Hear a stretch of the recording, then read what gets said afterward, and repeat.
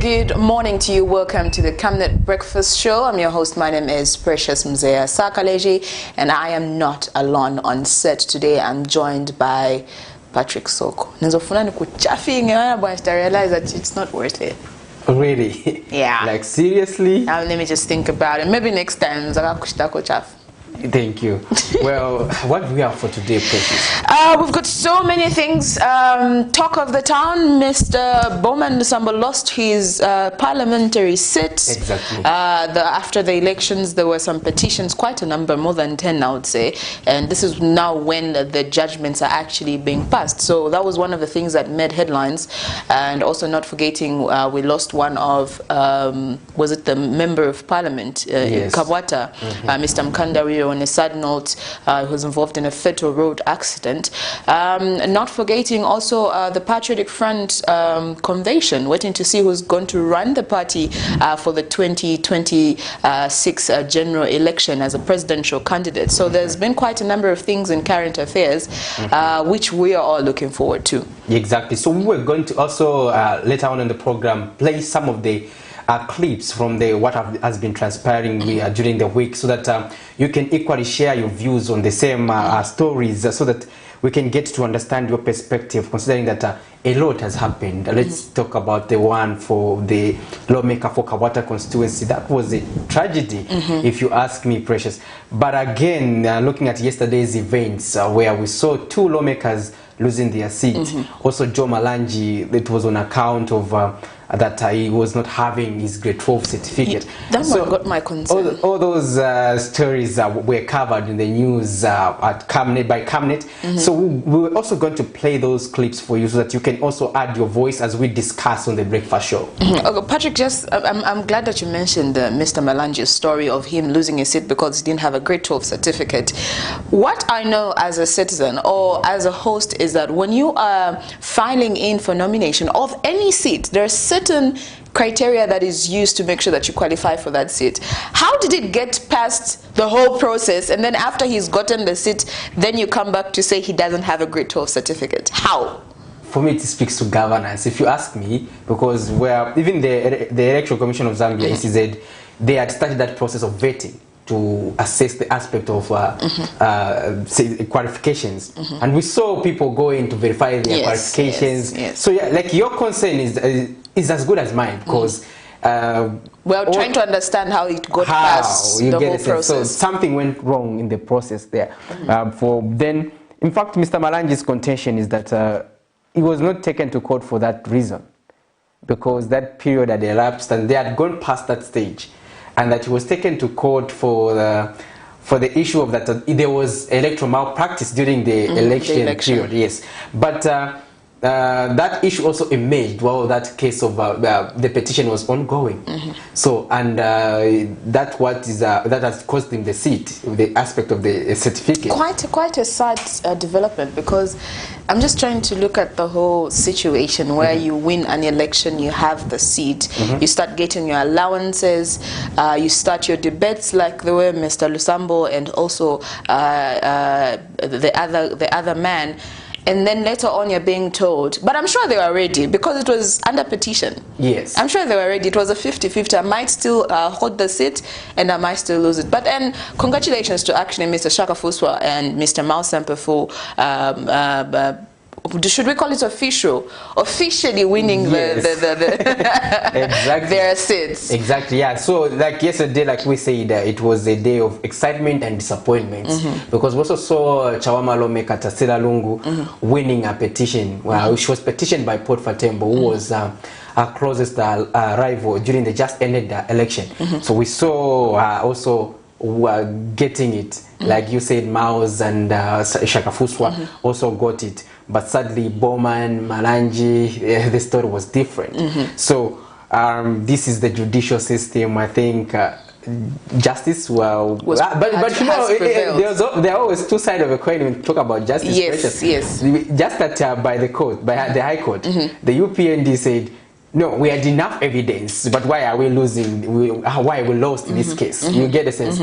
And those who won, they said justice has prevailed because I've been exonerated, and I'm happy that I'm able to now function properly as a member of parliament in the case of like Mausampa.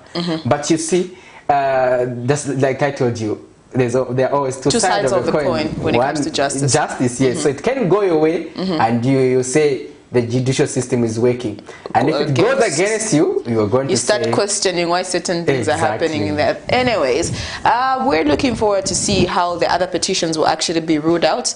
I was equally very disappointed that there were so many things that were overlooked during the time we were having elections. Some alleged people that had already pre-marked ballot papers, allegations of bribery and violence during the election. I'm just looking forward to the time that all this will come to an end, and then we'll just it's now when all the petitions have been ruled out, that's when now I feel we will function, the National Assembly will actually function fully, because we won't have people that will be thinking, maybe I'm only holding this seat for a while the petition is going on, I'll probably be replaced by somebody else.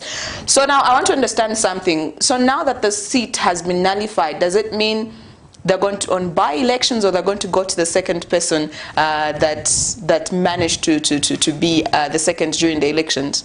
So what happens now is that they can choose to pay contest the decision by the court by taking it to the Constitutional Court. But that is also, according to governance experts, they suggest that is not a better way in the case of Bowman Nusambo. That he shouldn't he shouldn't challenge the decision by the High Court, but instead he should accept. Because if he accepts now, it means that they just have to go for a by-election, because the seat has been nullified. Yes, so then ECZ has to announce the way forward regarding when the election will be done, but should be within 90 days. So that has to be done by the Electoral Commission of Zambia. So, but if they decide to appeal the case, it means that they will remain as members of parliament. Like in the case of Malanji, he may remain as a member of parliament while waiting the decision by the Constitutional Court. But that will be sometimes straining. Yeah, so now the case may take long to be adjudicated. So he may remain even a member of parliament even for a year or even 3 years, even 2026. But that depends on how quick the court will be able to dispense that case. If they are able to attend to that case in the quickest possible time, then it means they may rule whether that decision by the High Court should be upheld or they can challenge the decision. But if the decision by the High Court is upheld, it means that they have to go for a by-election. So, but in the case of Bowman, he was being advised by other stakeholders to avoid challenging the decision, because if he challenges it, if the Constitutional Court upholds the decision by the High Court, it means that he may not even contest the seat. Oh, so that's a disadvantage. Yes, so for now, it's better he just leave it the way it is. Then he contest the seat with when the by-election is called. So that's the way it stands on that aspect. Quite interesting, I would say. Quite a number of things that actually popped up. So many things, and also it's rain season. There was a billboard that actually fell in Kafua Road, which was very sad. I was literally in the conjunction when that happened, and it was the fortunate part is that the lady that was in the car didn't sustain bad injuries, I would say, but it was quite sad to witness. We're just hoping that the whole investigation of these billboards being checked, if they're actually in good condition or not, should be faster, because that happened just a few weeks ago in Great North Road and also other areas. So we're just looking forward that this rain, it was actually unexpected that it would rain yesterday. I never saw that coming. So we're just hoping that they need to check the billboards around the city to avoid more accidents. Yeah, we need to audit the billboards. Yeah, we really need to audit them. They are really causing a lot of accidents. And we saw last time it was waste where more vehicles were affected. That now, this one also affected a vehicle. Yes. And likely no life was lost. Yeah, but we need to be proactive to avoid such scenarios. Yeah, but we'll go straight into morning boost so that we can do a little bit of flexing. You can. Do you exercise? That's a no. Okay, get into morning boost. We'll be back on the other side. I do.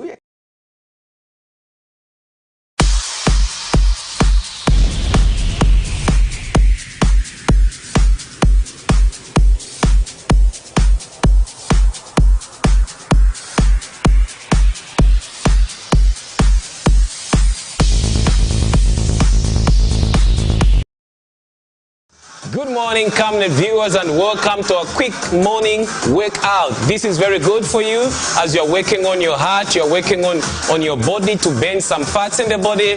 Let's do this. It's going to be very basic. You have exercised before, you've never done it. This is the show for you. So, let's go.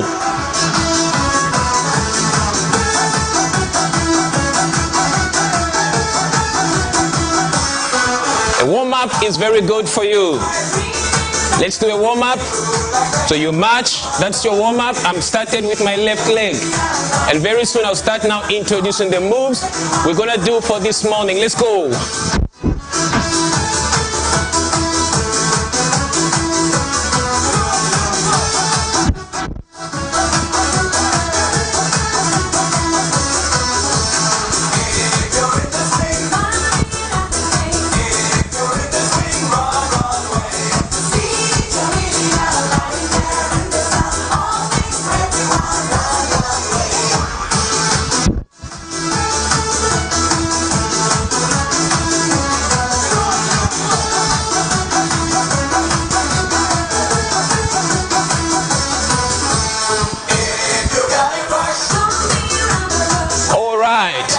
So that was just your warm-up for you.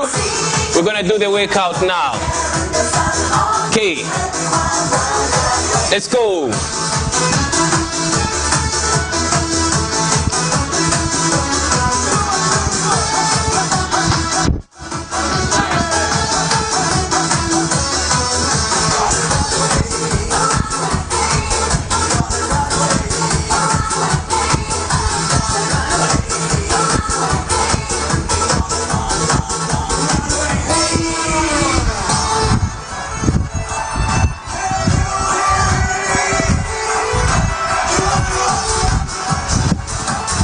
Last one. And change.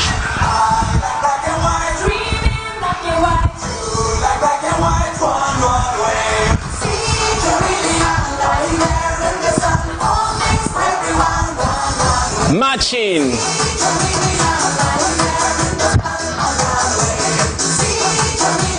So that is very basic for you. I'm gonna combine the 4 moves together now, and then you're done with your morning workout. So do a matching, jumping jacks, and we're gonna punch some punches now.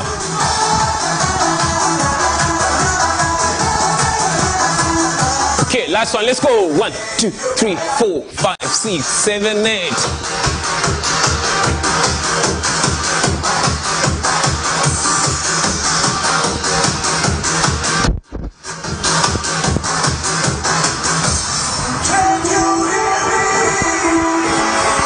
Let's put them together now.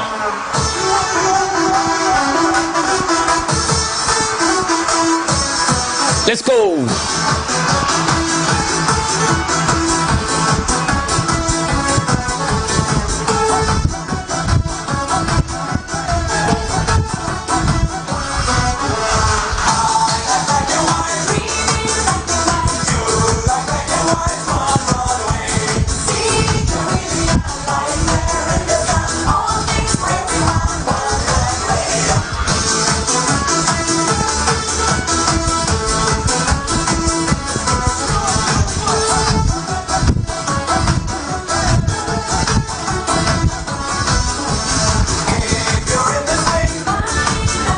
Marching. Okay, so you've done that, and then now you're going to do a little bit of squats. Okay, so we're gonna do 40 of them. Open your stance, make sure that your back is well aligned. So I'm gonna do some squats now here. Watch me. 10 of them. Okay, let's go.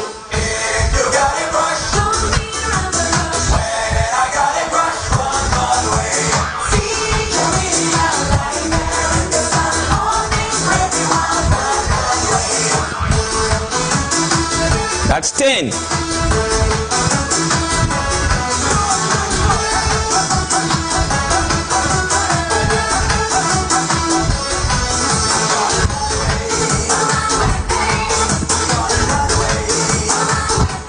20.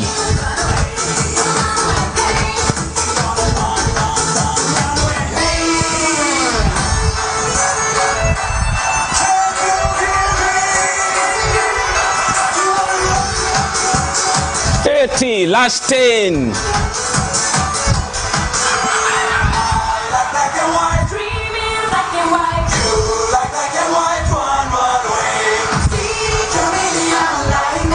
And 10. All right, that's it for today, and I'll see you again for another morning quick workout. Make sure that you tune in. This has been Isaac, your presenter, and I'm signing out.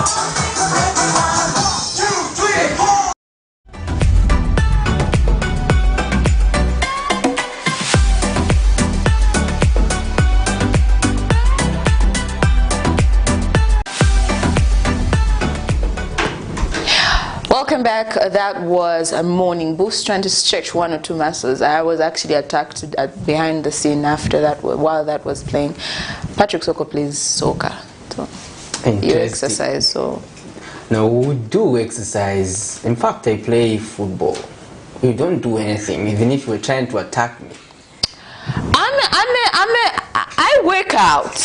Really? I just haven't worked out in a long time lately, but I work out. You see, I'm going to challenge me, Isaac, next time. I'm going to handle everything. The morning myself. boost? Yes. Oh, that's so cool. I can take it to the end. Yeah. Anyways, that was morning boost. Hope you've managed to actually stretch one or two muscles, and also after that we always make sure that you get to have the most important meal of the day, which is breakfast. Make sure that you boost your immune and have the energy to cover your day. So now, like we mentioned earlier, we've got so many stories that made headlines that we will be actually covering on the breakfast show for today. And also not forgetting, we are building up to the commemoration of World AIDS Day, which is on the 1st of December. Every year it's an annual celebration where we just get to tackle things that surround the HIV and AIDS and the pandemic as well, not forgetting on how people can best mark this particular day. Interesting. So we'll go straight into the story for Mr. Mukandawire, the Kawata lawmaker who died. The death of the United Party for National Development Member of Parliament, Levi Mukandawire, has left many people shocked. Mr. Mukandawire was first alleged to have died by unknown people on social media, and it was widely shared, but it was later verified to be misinformation whose motive remains a mystery. There is a fake news that has circulated on social media. I want to confirm and affirm that Levi Mukandawire is alive. Thursday afternoon, the country was treated to a sad news of his death in a fatal road traffic accident which occurred on the 18th of November 2021 at 12:45 hours at his residency along Charata Road, Woodlands Extension. Zambia police spokesperson Ray Amonga confirmed the incident. On board of the self-motor vehicle was the husband to the driver, Mayor Kalengo Jeta Alik, who complained of a headache whilst the driver was not found at the scene when officers visited it. The accident occurred when the second vehicle, a BMW, which was approaching from east towards west, was moving at an excessive speed, and in the process, the driver lost control of the vehicle before hitting into a stationary Toyota IST, whose driver had disembarked with a view of opening the gate. Due to the impact, it was forced to move forward, thereby squeezing the deceased against the wall fence, and the wall pillar of the fence fell on him. Investigations to establish the whereabouts of the driver have been instituted. Parliament proceedings commenced with a moment of silence for the late lawmaker. Honorable members, I will convey on your behalf the condolences of the House to the bereaved family in due course. May I now request the House to rise and observe a minute of silence in honor of the late honorable member. We spoke to party members in Kawata constituency. It came from this side and literally aimed at the MP. When we checked the body, after taking it to UTH mortuary. Literally the head is crushed, the chest is crushed, and the right leg is literally in pieces. But other UPND members believe it could have been an assassination. It meant that he should not survive. I don't want to believe that it was a mere accident. Because what speed was the person? Well, he says the brakes failed. Why coincidentally should the brakes fail when Honorable Kandawira was opening the gate? No, I don't want to believe that. And I want the police to go to the bottom of this thing. If these policemen still belong to the PF, let them treat that man with kid gloves. But otherwise, no. I appeal to the police command. Let them take this matter very seriously. We are not safe. Our MPs are not safe. But that is nothing but speculation as police continue to investigate the matter. Politically, this means that Zambia will be treated to a by-election in a constituency which was tightly contested by big spenders during the August 12 general election. Patrick Soko, Camnet News in Lusaka. Well, so that was one of the stories that made headlines during the course of the week, and some UPND members are actually alleging that it was an assassination. We're just waiting for investigations to ascertain the cause of the accident. But the current story that's on the ground is that the person in the other car was actually overspeeding, and they lost control and hit into the lawmaker. They couldn't find the driver. I don't want to add more because we don't want to say things that are not supposed to be said, considering the fact that the story or the situation is actually in court. Exactly. The suspects had actually handed over themselves to the police. So this is, I think this is a unique scenario in the Zambian political landscape. In the aspect of accidents, this is because it brings a lot of dimension to it. Because look, this is a lawmaker who was accused, who was killed by social media. True. They were saying that he had died, but in actual sense, he had not died. And we saw him coming out doing a video, say, I'm alive. And even when this incident happened, it happened around 12 to 12:45, somewhere there. But you see, people could not, first of all, believe it. Because they thought it was one of those... They thought it was one of those issues, like the area speculation, misinformation. You know, in the era of social media, you always have to be conscious, especially as far as consumption of information is concerned, because you end up getting misled or misinformed by some social media platforms that are just there to pedalize with a view of growing their following. So always seek for credible institutions.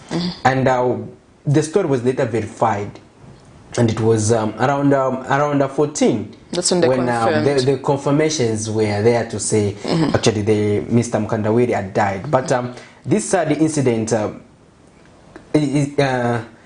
has brought out a lot of speculation, you see. A lot of suspense. Zambia being Africa, Africa, there's also issues of superstitions. You get a sense, people speculating, it's witchcraft, he has been assassinated. But at the end of the day, all that does not count. What counts is what the police are going to put on the table to say, this is our findings, and this is what we discovered happened.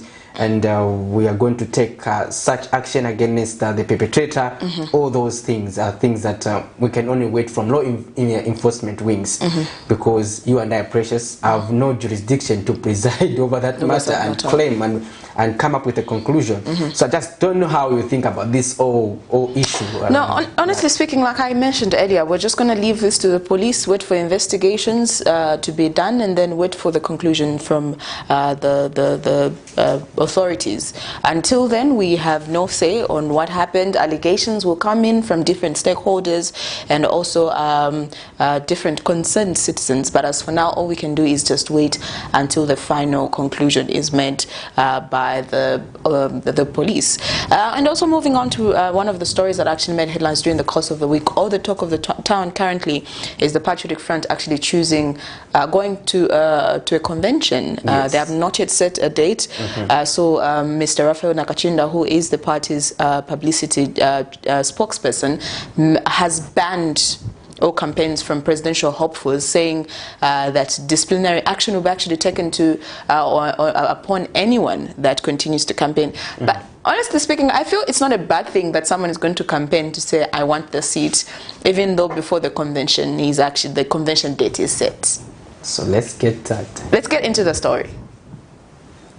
The wrangles in the former ruling party, the Patriotic Front, deepens, with some party members openly expressing interest in taking over the party leadership at its highest level. Some members of the Central Committee are desperate to save the party and see to it that it becomes the first political party to bounce back into power after losing the general elections. PF Information and Publicity Chairperson Raphael Nakachinda has urged party members aspiring to lead the party. He has since warned all party members campaigning for the presidential seat to stop, but instead focus on rebuilding the party.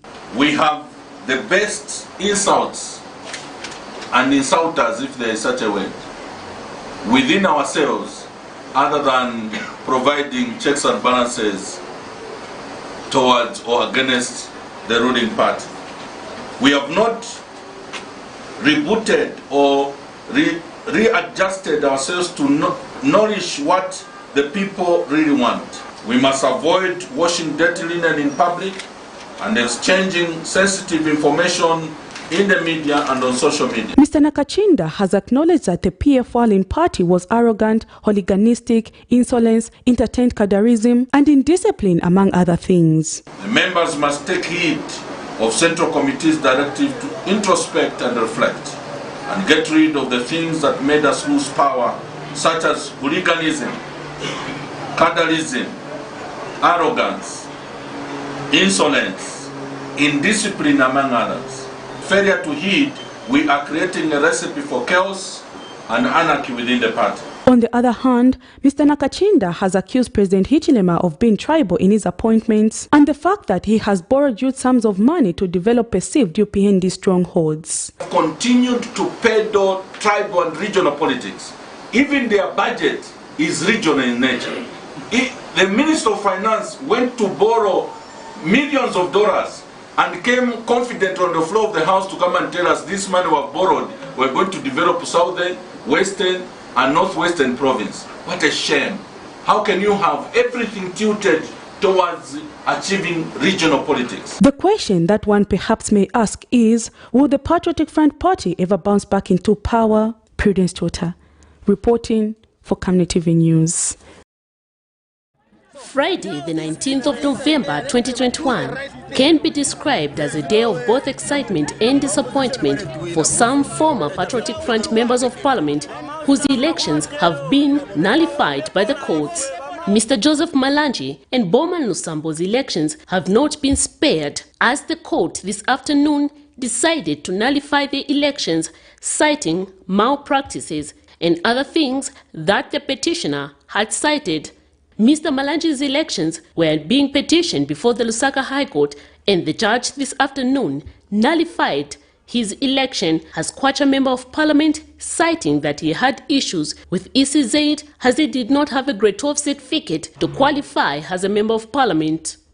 Of course, the court has erred in its ruling for this matter, because the contention of eligibility period was long gone.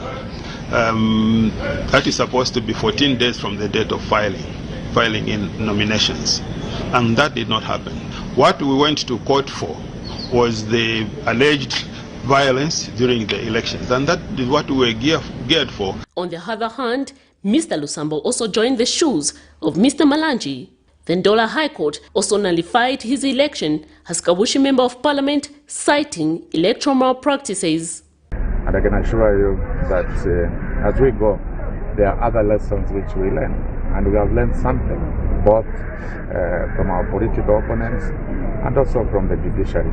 But I can assure you that as a law-abiding citizen, I respect the judiciary. I know exactly the importance of the judiciary in our country. So we have learned a lot.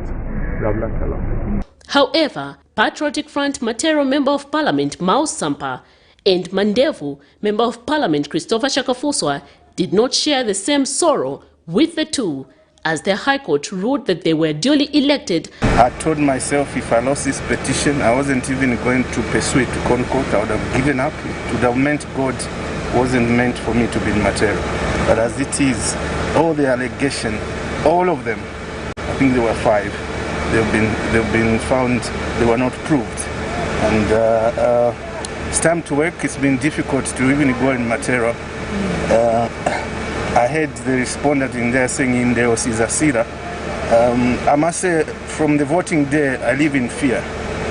Meanwhile, the Chawama lawmaker Tasila Lungu has also joined the line, that of Mr. Shakafuswa in Sampa, in celebrating their victory after the court declared that they were duly elected as members of parliament. Earlier, when the court dismissed the petition of the Matero constituency, the UPND expressed disappointment, including their losing candidate Tom Mijelo, who had petitioned Mr. Sampa. The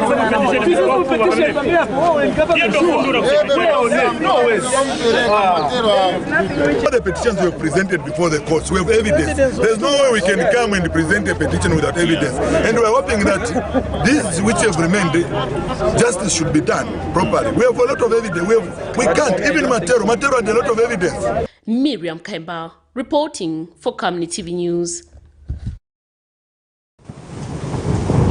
There you have it. That was the drama that was happening the court's grounds. Yes. I would say I just want it to be over with. The petitions were just too much. Exactly. Like we discussed earlier, Precious. We saw now the Kabushi lawmaker has been controversial for a while now, especially in the House. And he has been making headlines for right and wrong reasons.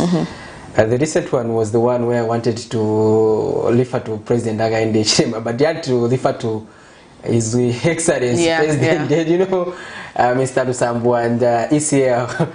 So he had to make that mistake. But the sad incident that happened is that his seat was nullified, and we saw in that clip. But he says the fight is on. AKA the bulldozer. Yeah. Like you mentioned, Patrick, he's been making headlines for the right and wrong reasons. There was just some scandal that had happened with Madam Messi that went on back and forth. I don't know how far that story had gone, where some woman was claiming in that certain situation. And he's been making headlines for quite some time. He's like the talk of the town and being an MP for a very long time. So we're hoping to see how he will handle this situation. Hoping that he will be at his best behavior during this time, and just hoping that all this comes to pass, because I feel like it's a hard pill to chew. Exactly. Being told that your seat has been nullified after being convinced that you actually did your best when it comes to campaigns before and during the elections as well. So I'm just hoping that, yes. And before that, we also had a clip from the former ruling party, the Patriotic Front. Well, the PF is also having issues internally. This is because, you know, after the loss, ECL declared that he wasn't going to contest the seat and the presidency. But we saw that a lot of people also came up to say they are ready to take up the mantra. Now we see others saying the convention should be held in April. Others are suggesting that, the Central Committee is suggesting that the convention should be held in June. So, and others have already started campaigning. The likes of Bezo Mutale, we hosted him on one of these breakfast shows this week, where he was suggesting that they need to carry out an audit of all Patriotic Front members, so that they can have a party that is clean, because he's suspecting that there are some members who are corrupt, and he says he cannot lead the party that is full of people with bad reputation. So that story also continues to unfold. They were banned. They say you cannot be campaigning prematurely.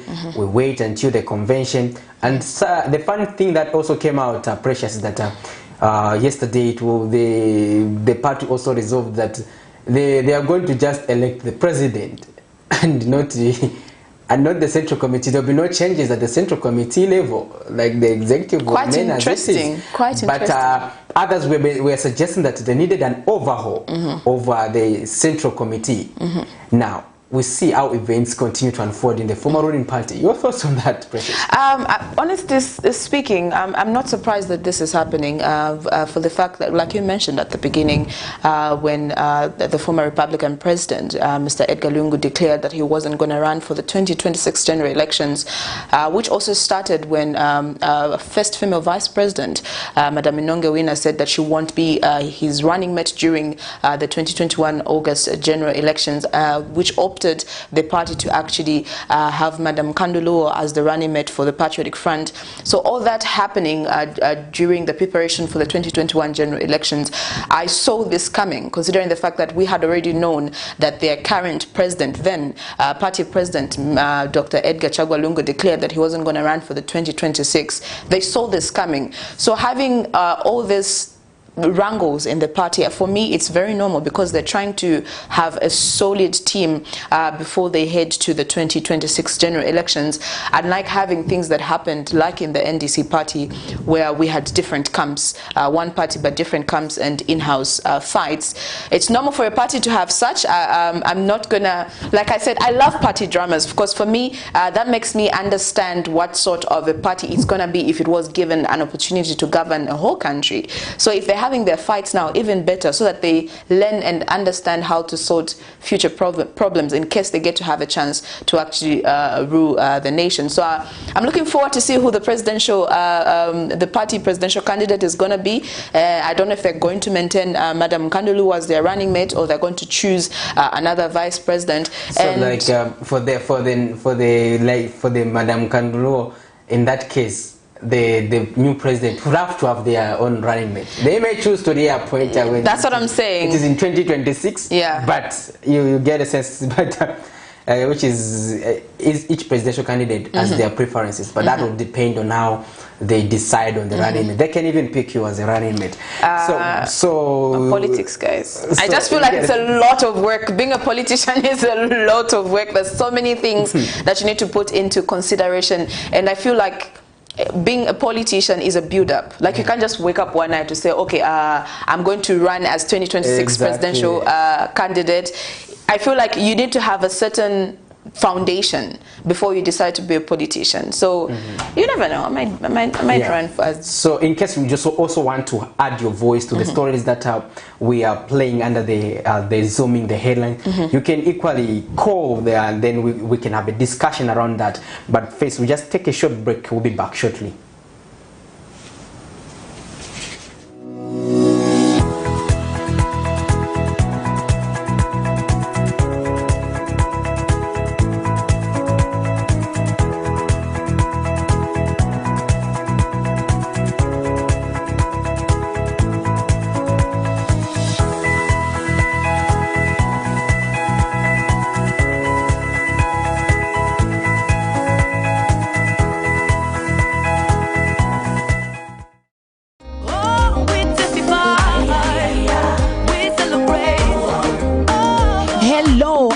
Lukalu, all the way from South Africa. You are watching Camnet channel, not just another channel. God bless you. Stay tuned. We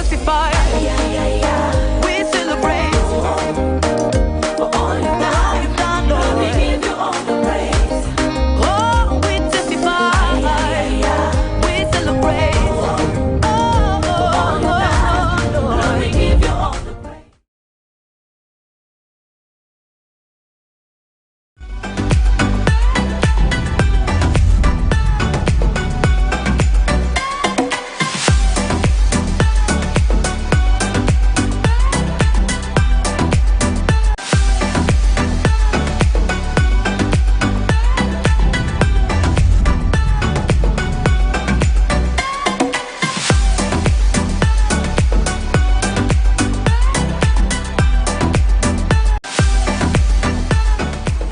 Welcome back. Well, before we went on a break, we were discussing some stories that were making the headlines, and we discussed the stories pertaining to the Kawata lawmaker, as well as stories in the opposition Patriotic Front, where they were talking about the convention, which has been put to June, while other members are suggesting that it should have been held in April.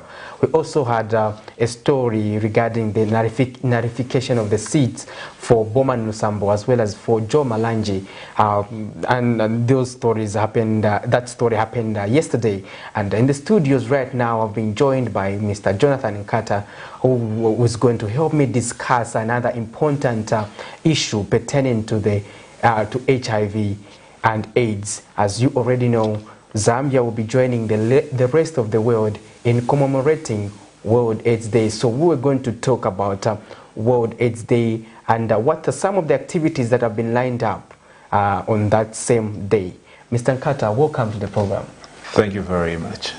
We appreciate. We are glad that you would find time to be part of the program. Thanks once again. All right. So, Mr. Nkata, to just kickstart our discussion, we want to understand what is, why do we commemorate World AIDS Day, and how is it important, especially in the health calendar? Okay. We celebrate World AIDS Day, first of all, to remember those that have passed on. We also celebrate World AIDS Day as a way of reminding each other that HIV is still around with us, and we can stop it. It's also a time where we kind of try to make resolutions, if we can make new policies to see how effective we can actually tackle the issue of HIV. Interesting. So I want to find out what role are you and your associate are playing in this day? Okay. I'm a member of the Lusaka District HIV Committee, which used to be called the Lusaka District HIV/AIDS Task Force. Okay. So in that, one of our roles, or my roles, is to get engaged in relationship to issues of planning the activities that will be happening around the Lusaka District. But in this case, we are also going to host a national event, because the national event is going to be hosted in Matero, and National Arts Council, National AIDS Council. Okay, so you are the people working around ensuring that everything is in place on that day? Yeah, at district level, yes. At the district level, there's yes. another team which is working at province level, then there's another team which is working at the national level. Okay, interesting. So, but how are these events going to be held across the country, or we understand that for Lusaka District you are in charge, but are these events going to be synchronized across the country? They are countrywide, actually. They are countrywide. Every province, every district is celebrating World AIDS Day. After 2 years, actually. Under what theme are we looking? The theme is End Inequality, End AIDS, End the Pandemic. Looking at the theme, Mr. Nkata, it is interesting. And I just want you to break down how is Zambia faring in line with the theme, and what sort of commitment we require as a country to ensure that we make progress. Okay, so I'll try to break it down. I think the last time we had World AIDS Day, we were talking about the 90.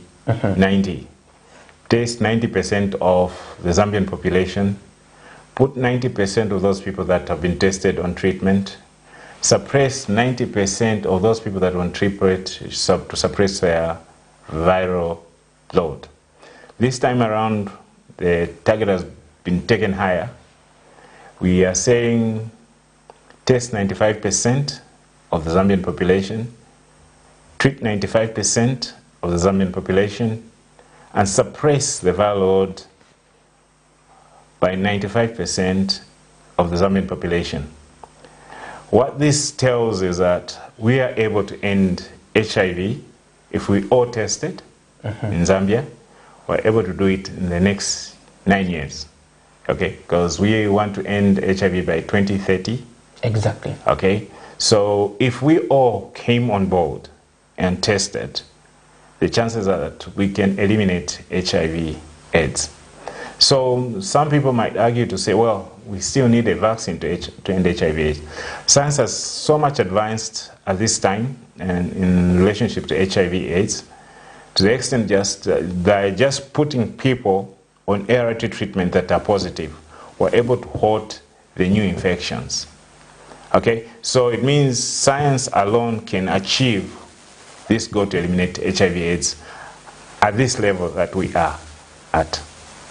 Interesting. Now that Mr. Nkato, we have themed our discussion was the best way to mark World AIDS Day, and we understand that a lot of communities are vulnerable, especially in as far as understanding or equally taking a part in terms of combating HIV. So we wanted to find out what is the best way to actually mark this day in order for us to make progress as a country.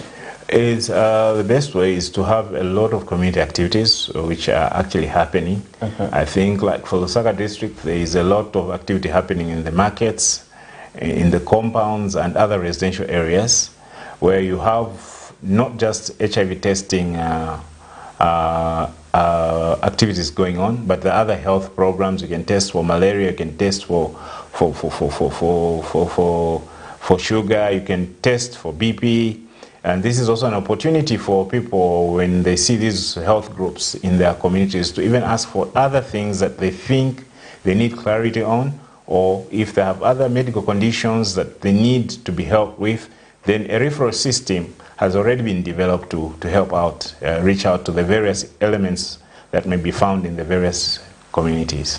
Mr. Nkato, I know that HIV has been with us for a while, but we have also been joined by the issue of the COVID-19 pandemic. I just want to get your thoughts regarding how you think the COVID-19 has hampered our efforts to combat HIV, or in terms of other activities that are pertaining to HIV. Is there a correlation? Yeah, of course, COVID-19 also comes with its own fears. So remember, like the people that are on treatment always need to go to the clinic, okay, at certain times to get their collection. So there are cases where somebody might don't not to go to the clinic because he doesn't want to be, or she doesn't want to be with the people that will be found at the clinics to avoid getting COVID. Remember, COVID is say stay home, okay? Don't move unnecessarily. Exactly. So certain groups of the population might exaggerate that particular statement and opt to protect themselves from HIV, from COVID, and not comply with HIV treatment. That's the first step. The second step is that we know that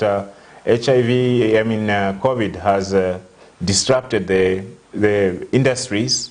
We do make ARVs. So sometimes you find industries are closed, like we saw industries in China, India being closed. Then it's also disrupted by the distribution methods where ships stop moving, ports are closed and all that stuff. So it means the needs that we need, the commodities that we need in the HIV sector are definitely affected, including testing kits and condoms. When we come to we understand that they have been revised, the triple 90s have been revised. What does it mean now? We are going towards, is it a 100 or 95-95? What does it mean? Okay, first of all, the 95-95 should give us hope for all of us to participate. So it's basically a call by government, the Zambian government, to say, can we all test? But it's also a call for the world to say, can we all test if we really want to end HIV? We realize and we know that it's not a miracle that is going to end HIV. Yes. It's about what we're going to do. So the stepping up of these targets means that we are determined to eliminate HIV through scientific means and available means that are there now. With the absence of the HIV vaccine, we have to all test in order to end HIV. And one interesting thing about this world is actually there are kind of quite a number of highlights that maybe people would like to know. A number of artists that are coming on board and will be going into the communities, and probably some coming to feature on your programs. You've got people like Collins from Divorce Club. You've got people like Steven, the guys that are shooting Umuntu. All these people are going to be part and parcel of what we're doing and are involved. and they'll also be involved in the awareness. But what's also interesting, like for the main event, if things remain as they are, you should be able to come and hear testimonies for people that have lived with HIV for over 30 years, people that have lived on treatment for over 17 years, people that have been married and lived in a relationship. One is positive, one is negative, but they've lived, and one is still negative even after 25 years. So there are a lot of interesting things that we should look forward to participate and come to, even the venue itself, because you get amazing stories, you meet amazing people, and the artists will also be telling you why they wish to see the end of HIV in Zambia, because they are also thinking about their children, and they are thinking about their children's children, who are their grandchildren. So we should all start thinking about our children, our children's children, and how they should not be impacted with HIV. In Lusaka, what should we expect come 1st December? Well, 1st December is going to be hyperactive, and the event will be taking place in Matero. So you see a lot of displays from different organizations. You see the skills of how to manage HIV in Zambia and at the global stage on display. You definitely also see some great artists coming to feature and participate in the World AIDS Day, apart from the testimonies that I've talked about. Mr. Nkata, you are going to be, we are going to be hosting your team, especially on the various segments of the breakfast. This is because the activity is coming. It will be coming on the 1st of December. So, just your concluding remarks as we wind up our discussion. Well, let's all go and test. I have already tested. I tested in 1991, so it's like I tested like 30 years ago. Here I am, I'm alive, I'm not dead. So let's all go and test, let's participate. We cannot finish anything without participation. HIV involves all of us, and it's about us. It's about our families, it's about our country. Thank you. I appreciate it. Thank you. Well, we've been talking to Mr. Jonathan Nkata. He's also a communication expert. And Mr. Nkata is coming from the Lusaka District Committee on HIV. And we'll just take a short break. We'll be back shortly. Camnet TV is here to entertain, educate, and inform you. Catch Rise and Thrive at 0730 hours every Saturday. Fresh and new praise and worship comes Monday to Friday at 8 hours. Kids need to be glued to the TV every weekday at 09 hours for their favorite cartoons. Off the pitch with the boys as they talk about sport on Saturdays at 0930 hours. Remember, we are also here to entertain you with our different varieties of movies every weekday at 10 hours. Join Pastor Victoria and Moses Chilua with Healing Word Ministries International Church live sermon every Sunday at 10 hours. Katamanda brings to you another journey of gospel ministers on Saturdays at 10:30 hours. The verdict comes to your screens at 17:45 hours. Join the Revival Harvest Church every Sunday at 18:30 hours. Every Monday to Saturday, join us on the news desk at 12 hours as we bring to you the midday news, and at 19:30 hours Central African time every day for the main bulletin. The ministry with Pastor Moses Chilua comes every Friday at 20:45 hours. On Mondays, it's your favorite national matters at 20:45 hours.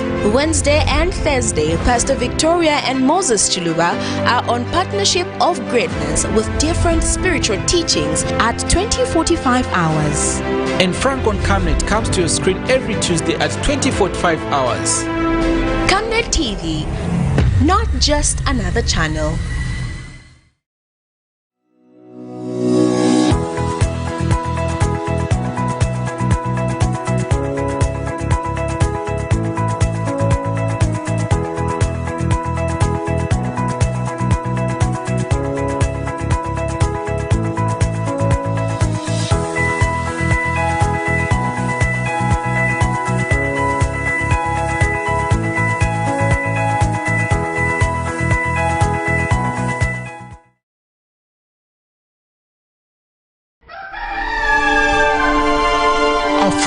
is rising to a new dawn of integrity and accountability.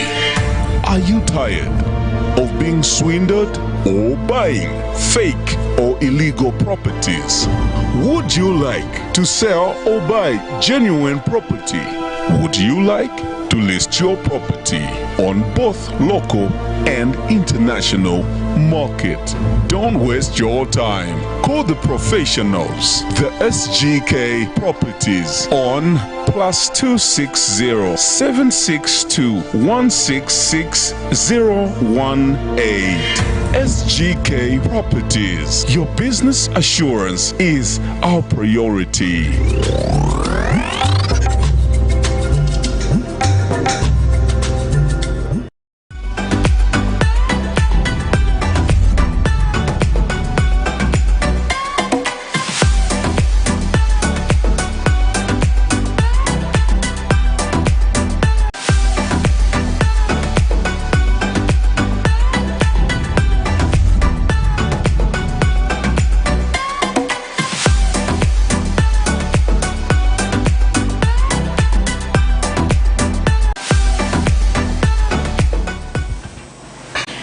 Back, you're still watching the Camnet Breakfast Show, and we were just having, before I came through, Patrick was having a conversation with Mr. Nkata, where they were just highlighting on what to expect during this year's commemoration of World AIDS Day, which falls on the 1st of December every year. And this year's theme, this year's World AIDS Day's theme is End Inequalities and AIDS and Pandemics. So we will have a build-up show next time again to just see on how best this day can be marked. Now, joining me on set is the prodigal son, who hasn't been here for quite some time, our psychiatrist, Luyando Hammond. We'll just be discussing the figures of the first, second, and third quarter when it comes to the patients at the Chainama Hills Hospital. Hi, good morning. Good morning, how are you? Good to see you after a long time. Good to see you as well. I thought you were going to come during Christmas, so we would actually return back the returns. So let's quickly get into the figures of the first quarter. Okay, obviously my area of concern is the alcohol use, because we've seen that there's been an increase. Obviously, this is something we've been talking about for a long time, but we have figures now that are telling us to say we have a lot of people who are suffering from this problem, because from the first one, like the first problem that we have at Chainama, which is alcohol misuse, we find that the second one is not even half close to it. So this is a problem, and I was reading about a research done by Lancet Medical Services in Canada, and also an organization called Mental Health and Addiction Center, and they're actually saying that there's an increase in the number of people who are abusing alcohol in countries which have low GDP, in the country like Zambia, and we're seeing that there will also be an increase. They're expecting an increase in maybe 2030, so it will actually not even triple, but they're saying that it will not double, but there will be a triple increase in this in this problem. And also when we look at the statistics, I think one thing that I noticed, and which is this is my personal opinion, because we're seeing that more men are drinking alcohol, and when we look at the first quarter. Yeah, the first quarter. When you look at the statistics for example, things such as depression, we find that it's only 4%, but alcohol use is like 43%. And my general feeling is that maybe the problem is that we have a lot of men who are depressed, but the only time they'll come to the hospital, they will be brought by family to the hospital, is when they have this problem of alcohol misuse. And maybe us as clinicians and maybe also everyone else who attends to them, the only thing that we'll pick out is the alcohol use. And the next time that they'll come, because there is no continuance of care, we'll talk about the alcohol, and there won't be any time in any room for a person to explain why they're abusing alcohol. And also, when we look at the research, it's telling us to say the reason why we are having this increase is simply because maybe some 20 years ago, it was very easy for me to get a job with just a a grade 12 certificate, even a grade 9 certificates. But now we have people who have degrees and still on the streets. And these are people who are drinking mostly, because people who are working, if you're working 24 hours in a week, you do not have time to actually misuse alcohol. You might drink, but not as much as the others who are appearing on that list. So I think that's my 2 cents about the statistics that we have. Okay, so now I want us to just have, my director, I want us to just have the chart of the first quarter and the numbers. I have noticed that majority of the lack of better terms, the culprits are the male species. Yes. So why do you think that is more on the male side than on the female side, looking at the first quarter of the statistics? Okay, I mentioned to say when we look at depression, the figures for depression in men and women are a bit different. The figures for men are quite lower, but from research, we're getting to say a lot of men are suffering from depression. So that is masked under alcohol misuse disorders, because the only time I've mentioned again is that don't not to say someone is depressed, and the only time that I'll bring them to the hospital is when they have noticed something different. And obviously a lot of people who drink alcohol have a reason. So maybe the reason is simply because of a stress. When we look at the figures again for women, we find that they're quite high. A lot of women are drinking alcohol, but at least there's also the figures of depression are also high. So from experience, I think most of the time the first thing that will come into your mind when you receive a woman at the hospital is that they're suffering from depression. But with men it's different. We only concentrate on the alcohol, and this trend will continue going on and on without them giving us reasons as to why they do what they abuse alcohol. So I feel that the reason might be because of a depression. Okay. Maybe because of a depression, because men are stressed, because we for a man, you're supposed to be society, you're supposed to be out of your father's house when you're 21, you're supposed to be working when you're this age, and now we have this problem why it's very hard to find a job. We have a lot of people who have degrees on the street, and the only thing they resort to is the use of alcohol. Okay, so now let's get to the second quarter. I have noticed that as the year continues, the cases continue increasing. Yes. Okay, now I'm sure that has been noted with concern, because in as much as we're trying to curb these vices, I'm sure there's some things that have been put in place to make sure that such vices are curbed. Now, looking at the increase, what is being done, what has been put in place to make sure that this does not go on and on, considering the fact that the research has said that this might not double, the figures might not double but triple as the years come by. What is it that is being, what are the deliberate measures that have actually been put to make sure that such doesn't continue happening? Or just trying to cushion it? And unfortunately, there is nothing, though we have a lot of organizations that we were just talking about. You were talking about HIV and AIDS, and I think from a young age I was taught things that would lead to HIV and AIDS, and why we should not discriminate. And how to prevent. Yeah, why we should not discriminate people living with HIV and AIDS. But though we're having an increase in mental health problems and also alcohol use and other substances, we're not seeing this in being taught in schools. We're not seeing these programs being carried on radio and TV programs more. So currently, even from the government, I feel there is nothing yet being done, because though they've done little, obviously, because they've centralized mental health services. I saw Professor Sipa, is it Honorable Sipalo, complaining to say they should build another facility apart from Chinama because of the stigma associated with Chinama. So the government has tried all of that, but obviously, even when you go to these hospitals, you do not find people who are trained to attend to you. Specialists. Yes, so every time we have people, Chinama will receive people from across the country. We have people coming from Chipata to just come and seek mental health services, people coming from as far as Ndola. So little has been done to curb this vice, and mental health as well.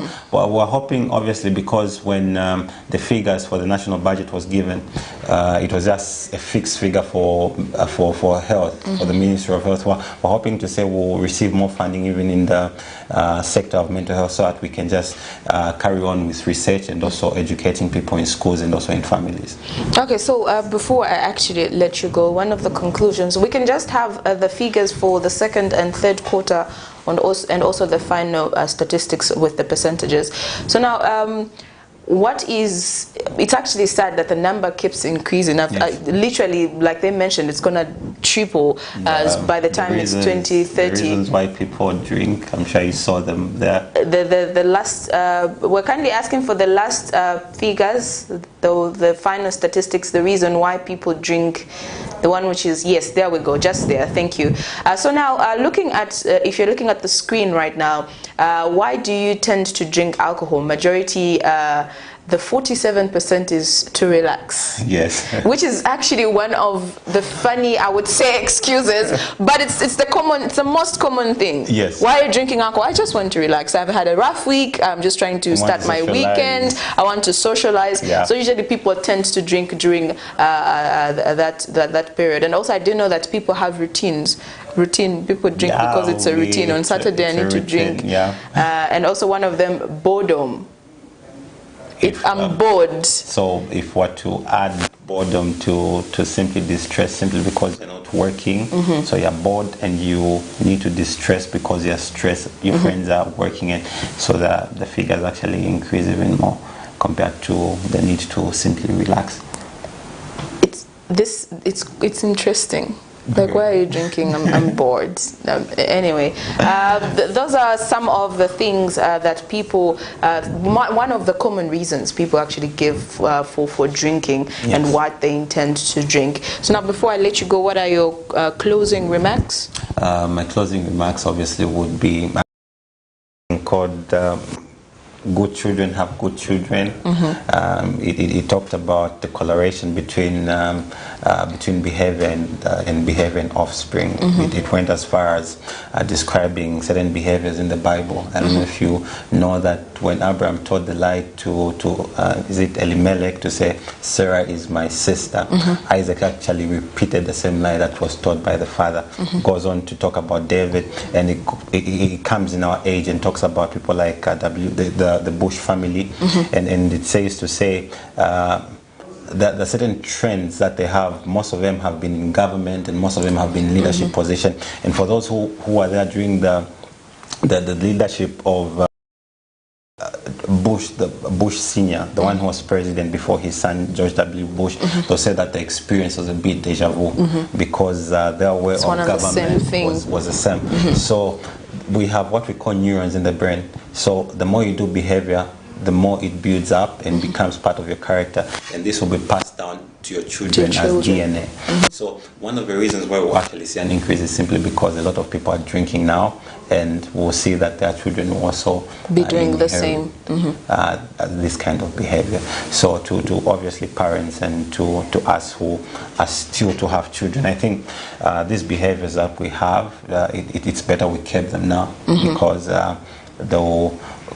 they'll be inherited, yes, in our children. And I think as parents, even if you do not drink, it's important that you teach your children about all of these things. You teach them what's a proper way of drinking alcohol, obviously, what is too much and what is normal, and we would be able to see a decrease. As you teach them to wash plates, how to bath and all of those things. So part of the curriculum that you should have at home is actually teaching them to abstain from certain drugs, for example, cannabis, heroin, and so on, and teaching them what is to drink in moderation, what is normal and what is abnormal.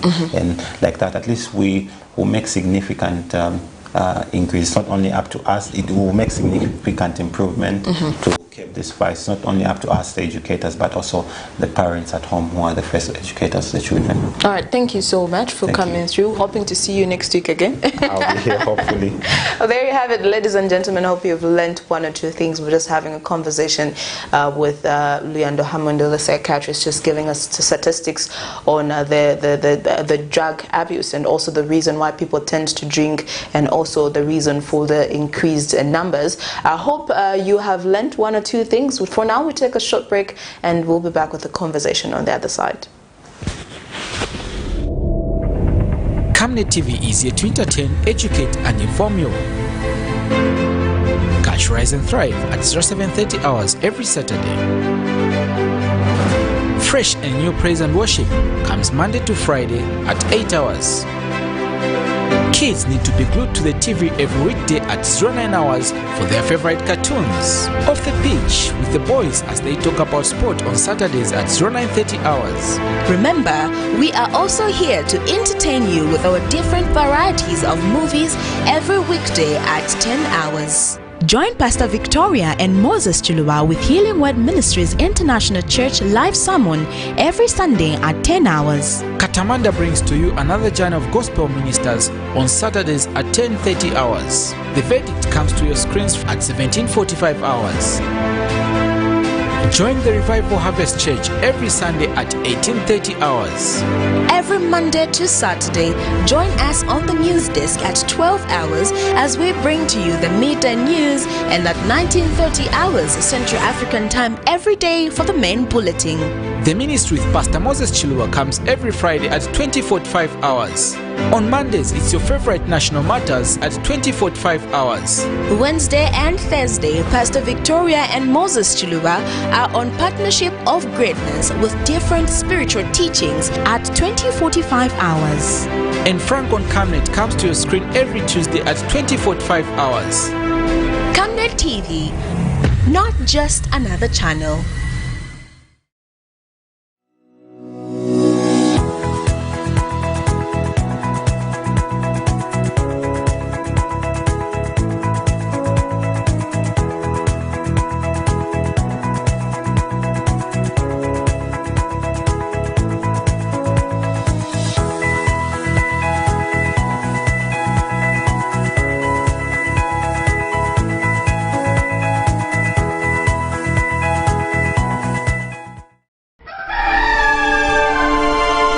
Africa is rising to a new dawn of integrity and accountability. Are you tired of being swindled or buying fake or illegal properties? Would you like to sell or buy genuine property? Would you like to list your property on both local and international market? Don't waste your time. Call the professionals, the SGK Properties, on +260 762 166 018. SGK Properties. Your business assurance is our priority.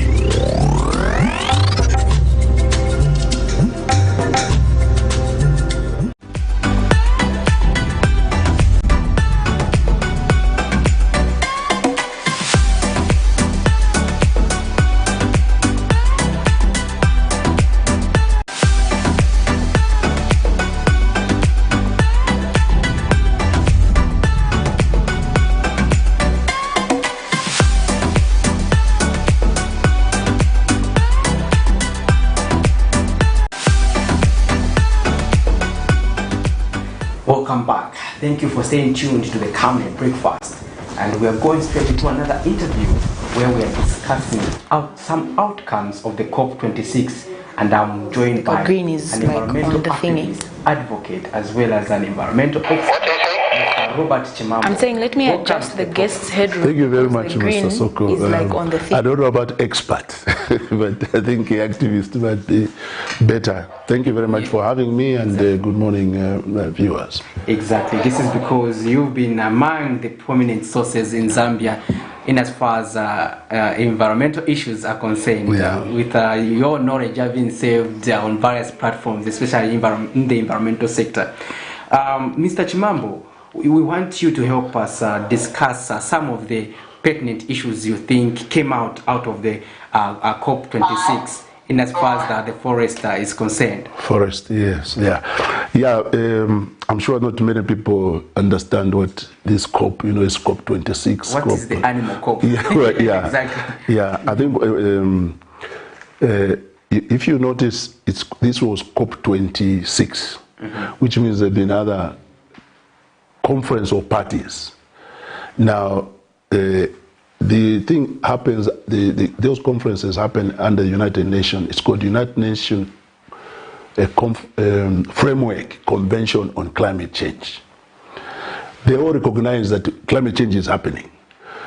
And they said to deal with climate change, you need a larger global framework. And that is what, for 23 years, they negotiated what came to COP23. We called it the Paris Agreement. Yes. So that is a framework which now nations can try and deal with the issues of climate change. COP26 was actually the third, now negotiating proper under the Paris Agreement. So that is why it is actually, when you see it's in number 3.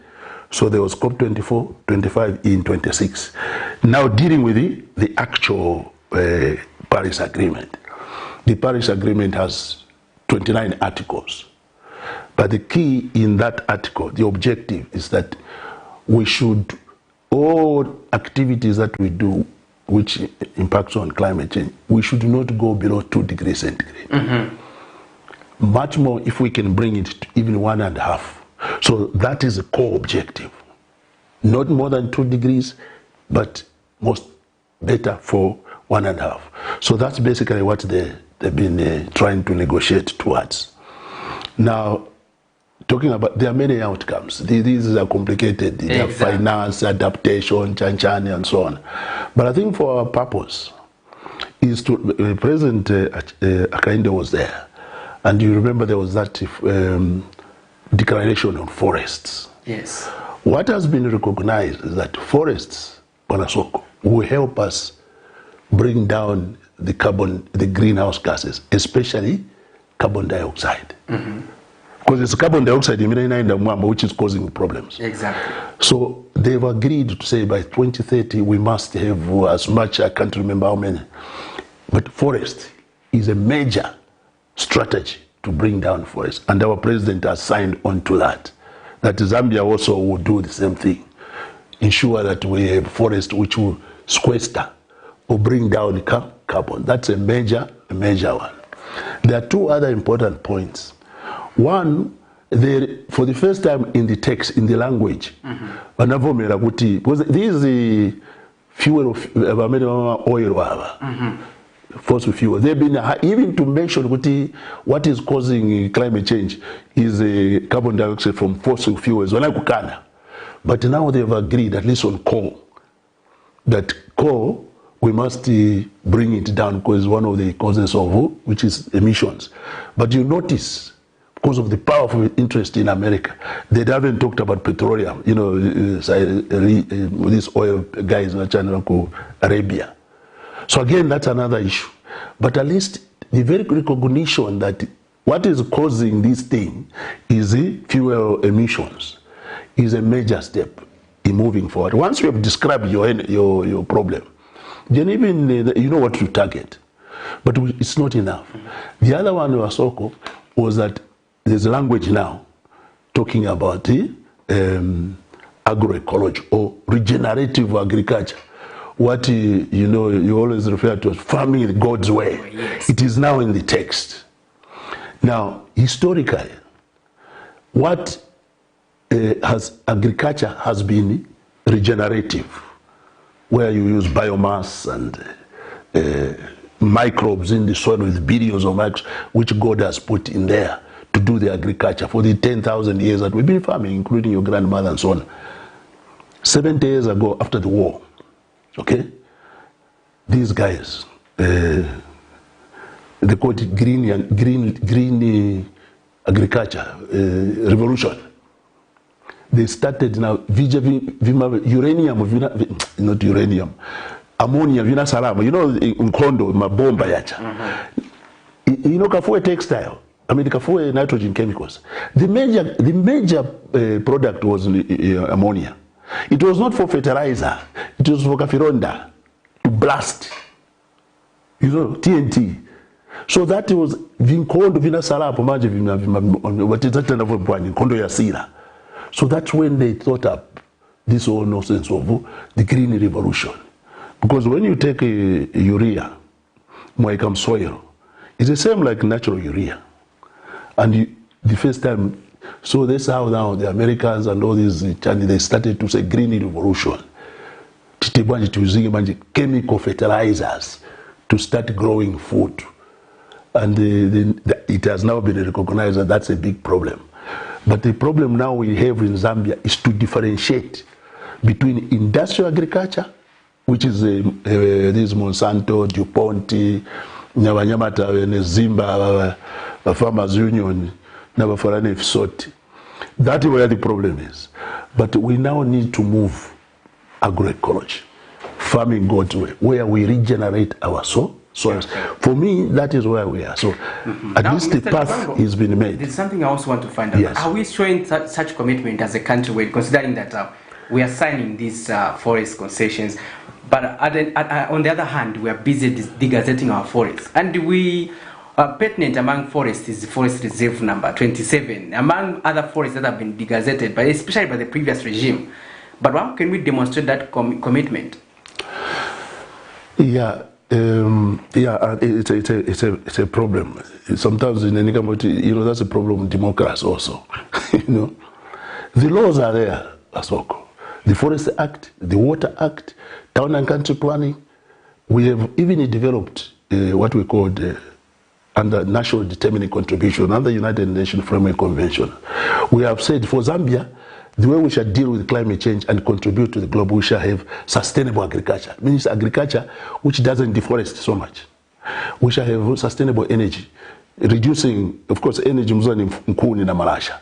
So we shall ensure that we have energy, but which reduces at a minimum the destruction of forest. And we have also the policy on, it has clearly stated that we shall have sustainable forest, meaning assisted regeneration and so on. I know that the people who signed that was the MMD. But that is where we have a problem when people come in without first understanding what is on the ground. That's why the contradiction, you see, what you are mentioning, for instance, 20. But it is not only 27, it's right across the country. In fact, these are small, 3,000 hectares. If you went to Mukushi now, you fly over, they gave huge chunks of land to my farm, which British companies have been flying over there from Europe to the airport. I was shocked. But that is the major problem. It is industrial agriculture. Mwaenda kumumbwa. Wachito na miju yonse. Ini mukushi here. And you call it agriculture. That's not agriculture. Not only are they chosa miju, they are now pouring in. You know, when I see these miyombo, these fertilizer, and they are telling you that no, mufundo. That's not mufundo. Mufundo is biological matter. That is poison. So they are pouring in poison. Putting in glyphosate is a cancer causing. If you go Luangwa Maja, in Mvula ya Bwera, the Luangwa is brown. All the soils are being washed away to the Indian Ocean from Ukush.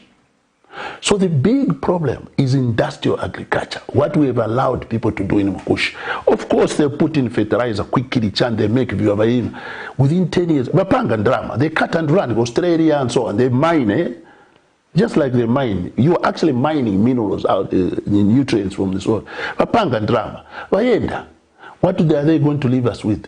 Barren land. This is what has happened in Southern Province. We have 100 years of industrial farming. Why Tonga has been to move? Because that land was degraded. So that's going to happen in Mukush.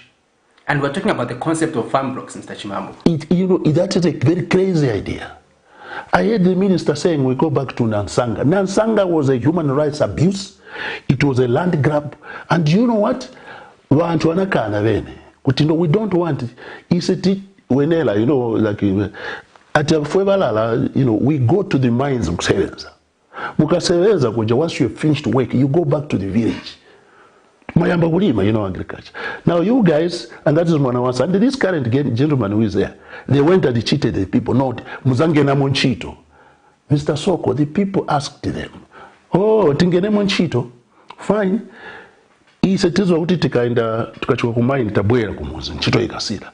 Now we tigulise minzi Nansanga is technically selling in my villages. I go. Manje ikasira nchito when the job is finished in Nansanga. Where shall we go? Because we have sold our villages. Agriculture was asked by Soko. They never answered. They went ahead because Gaddafi had promised them money. That is a disaster. We should not think about that at all. In fact, Soko, President Hakainde has said it very well. Agutibwanji, let's get decentralization down to the constituents, down to the what, down to the Silalo, where your people are. So that's where we need to go. They don't need the farm block there.